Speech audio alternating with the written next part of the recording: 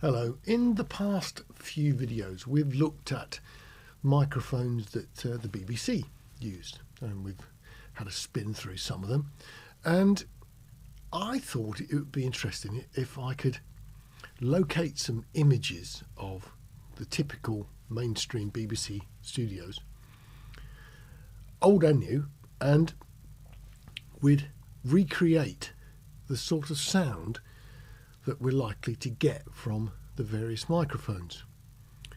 And it's been quite interesting to sort of come up with some of the stuff, because when I've actually looked at some of the imagery that I found on the internet, some of the BBC radio studios are using mics that I didn't know they did use. So we'll have a go, all these. So we'll have a look at the picture of the studio, and then we'll see what that microphone sounds like. What I've done is also stick another camera out which can actually look a bit closer at me speaking, so you can judge the distance for the microphone to my mouth and things like that. So on the other camera, we've actually got the microphone just here. You're listening to it at the moment on a SM7B comparison mic, but realistically we're going to be listening to first the AKG D202. Fairly old, and I've managed to find some pictures from the 1970s and in the Radio 1 studio at the time, and I suppose in the 70s we're also talking about AM radio. The D202 was one that they were using, and I suppose it's important that we also think back to what radio quality was like then. Now, back in the 70s, the vast majority of people were listening, when Radio 1 first came out, on medium wave. Radio 1, 247 metres, I think it was. And AM radio presents some challenges. Firstly, the bandwidth is quite limited, so we're not going to have much in the extended top end. We've got background noise and interference to cope with, so although we're listening to me at the moment on the Shure microphone, which as far as I can find out the BBC didn't use. The SM7B was not a BBC microphone. It didn't seem to feature in any of the research that I've done. But realistically, AM broadcasting also needs compression, and we don't use compression here in the studio for our YouTube videos.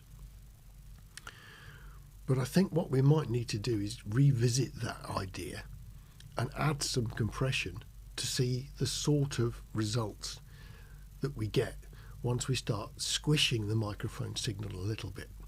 And we'll do that. So we'll do it without, and then we'll add some compression and see what the artifacts and things like that are, whether it makes it better or worse.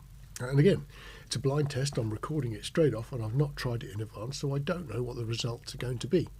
So we'll kick off with the 202, and I'll go back to talking to this new camera, which means that I can face the right direction, and you should hear it as it should be.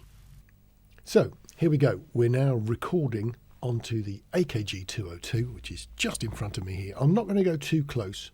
I'm following the sort of distance that I'm seeing in the photographs. So this is the 202, and we're fairly close, but we certainly haven't got lips on the microphone. And if you're a radio DJ and you're doing things, well, you're going to be putting records on, so there's going to be quite a bit of to and fro movement.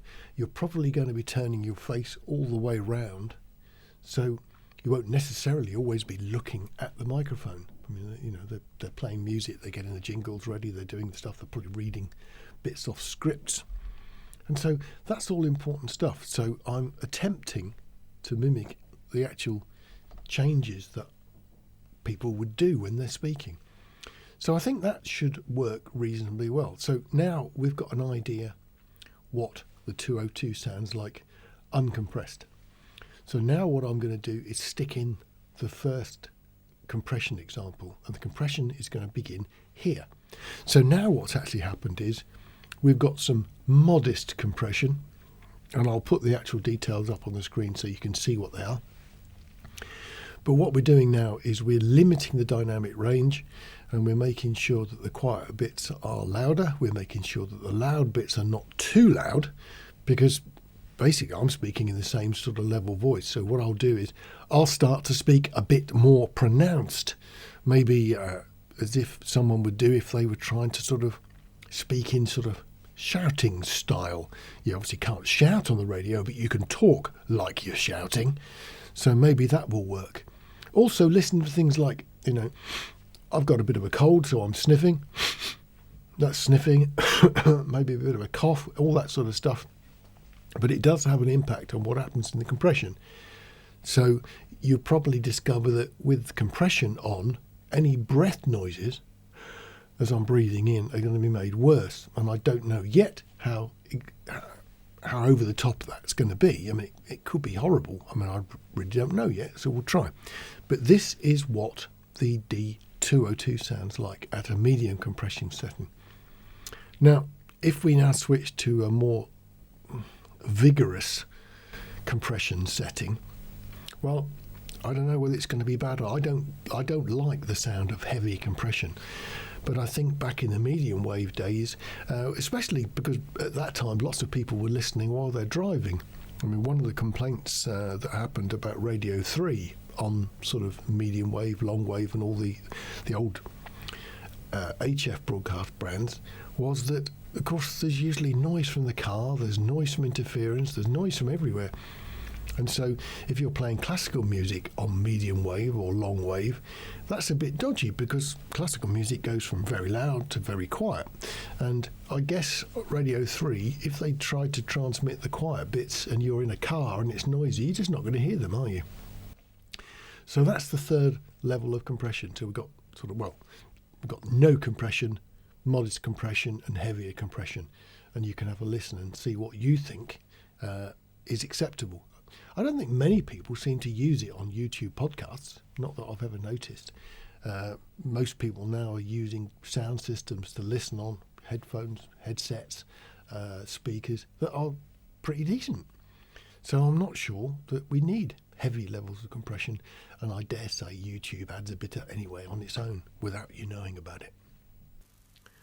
BBC Local Radio and Radio 4 rather liked the Beyer M201. And I found some images of the 201 currently in use on Radio 4. So we're going to try one of those next. So let's switch to the 201. I noticed in all the pictures of the Beyer M201 that I found on the BBC that always got a windshield on. Seems to be a standard fitting. I couldn't find any pictures of people using 201s without a windshield. If I pop this off, it's only a foam one, have a listen and see what you think the difference is. Absolutely none at all, I don't think. So the M201, I've never considered to be a particularly poppy microphone. It seems to do a good job without it, but I will put it back on. So that is the replication of some of the images that we've found of BBC Radio 4 studios using an M201. It's been used for quite a few years, so I suppose we really ought to replicate the compression thing as well, because it would date back long enough to get it on the AM transmissions as well as FM, which of course are far superior. So let's just add that first level of compression in again to simulate what had to be done to stop AM transmitters over-modulating. So there was actually a technical requirement for the bandwidth to not actually exceed a certain limit, because you can actually damage the transmitters.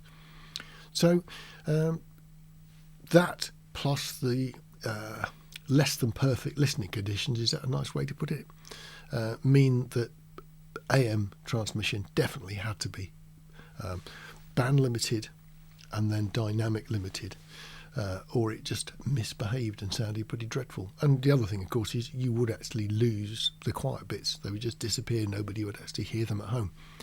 So that's first level of compression. Let's bump it up to a bit more severe. So now what we're hearing is the second level of compression, and it's a lot more extreme, and I really don't like high compression. I'm actually happy without any compression at all. But for the purposes of this, you're listening to me now on the M201 with some fairly severe compression. I suppose what we should do is just do the off-mic test with the 201 as well, just to keep it the same. Okay, so here we are, 201. Let's go off mic a little bit. So if you're, the presenter's got to lean across to pick up something that he's forgotten. So we go off the mic and we go over here, and I'm now talking wait, if I come back in front and try on this side as well.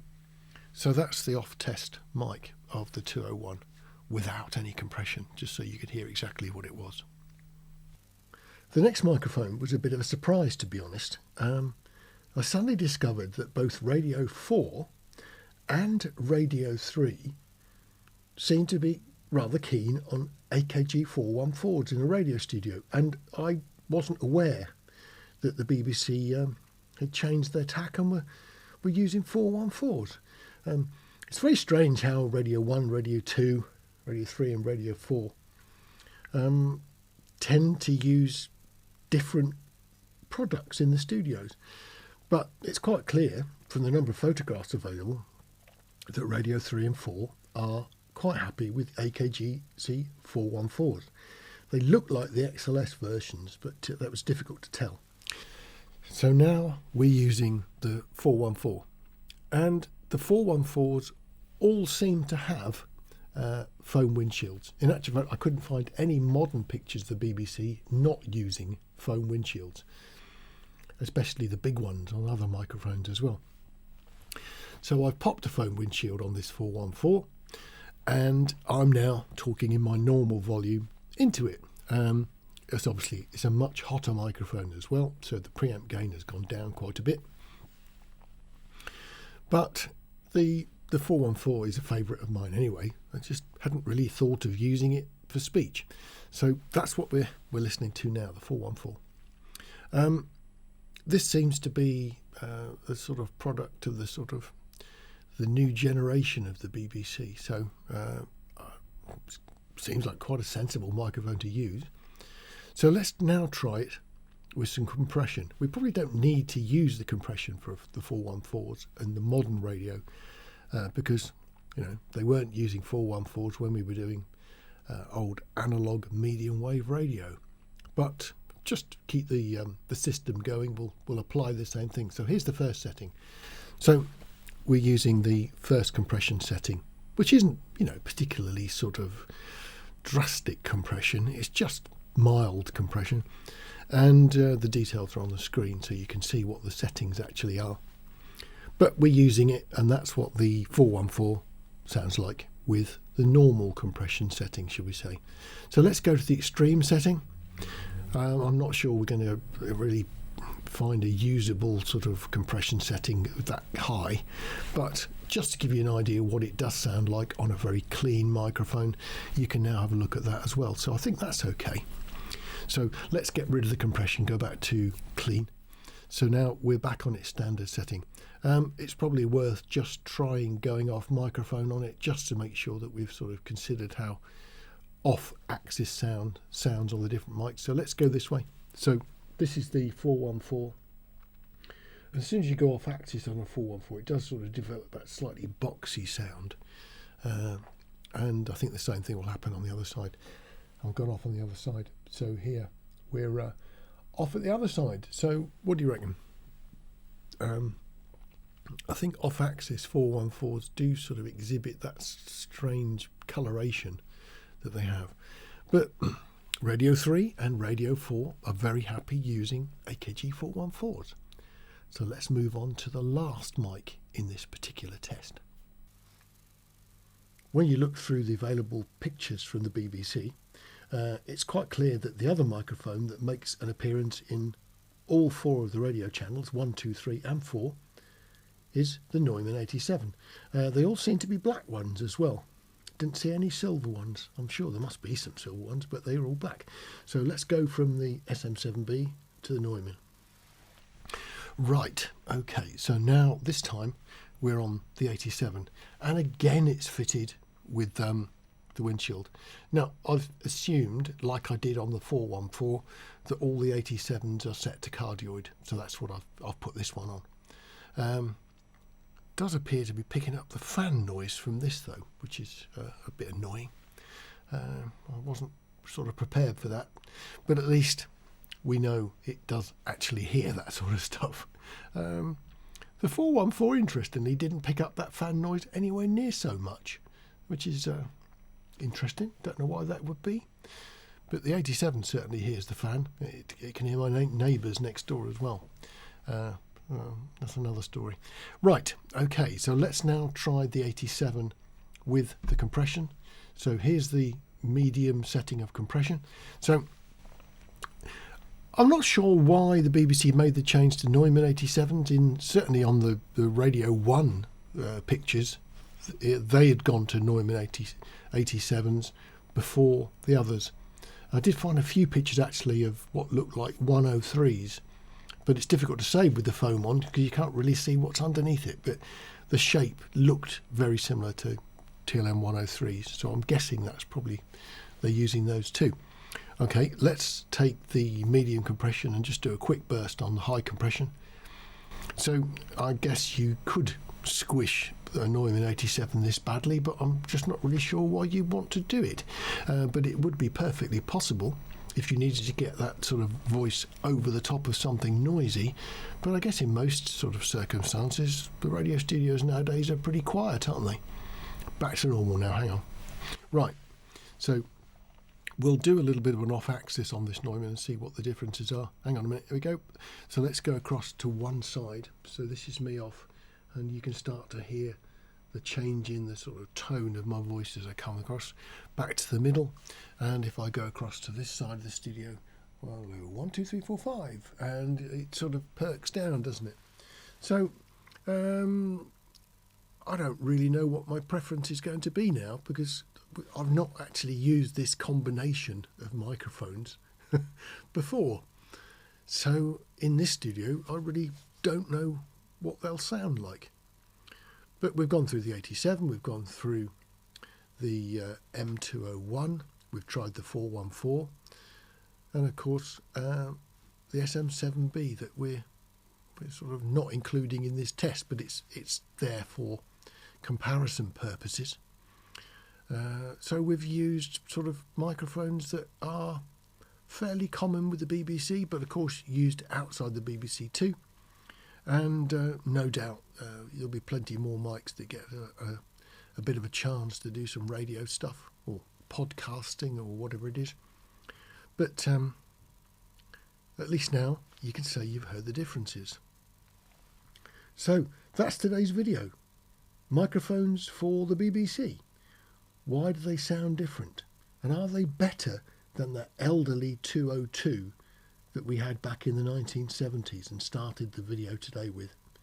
See you on the next one. Look after yourselves. Take care.